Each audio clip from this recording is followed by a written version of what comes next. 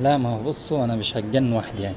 انا ليه لما اجي مثلا اجي اعمل فيديو ولا حاجه من دي، الاقي حد جالي، يعني ببقى قاعد ومفيش اي حد، مفيش حد معايا، الاقي زبون جالي.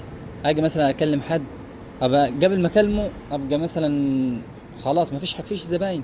اجي يا دوبك امسك التليفون يا بني ادم، الاقيهم ايه، الاقي 20 زبون جه. يعني قبل ما اصور الفيديو ده اكتر من 12 زبون جالي. طب والله بجد، هو في ايه يا جدعان؟ هو الحاجات دي بتحصل معانا بس ولا ايه الوضع؟ ببقى فاضي ما بعملش اي حاجه، ما فيش زباين. يا دوبك اقول خلاص اروح اعمل كوبايه شاي، الاقي زباين جات لي تنسيني لحد ما، يعني زباين كتيره تيجي وتنسيني. طب ايه؟ يعني احنا كده نفتكر على طول عشان نشتغل ونجيب فلوس اكتر.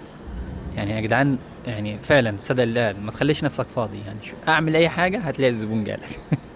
يعني ما تقعدش. لو جيت يعني مثلا لو جيت عملت كده هتلاقي زبون جالك، لو جيت عملت كده هتلاقي زبون جالك. بس فشغل نفسك. هو مرار طافح.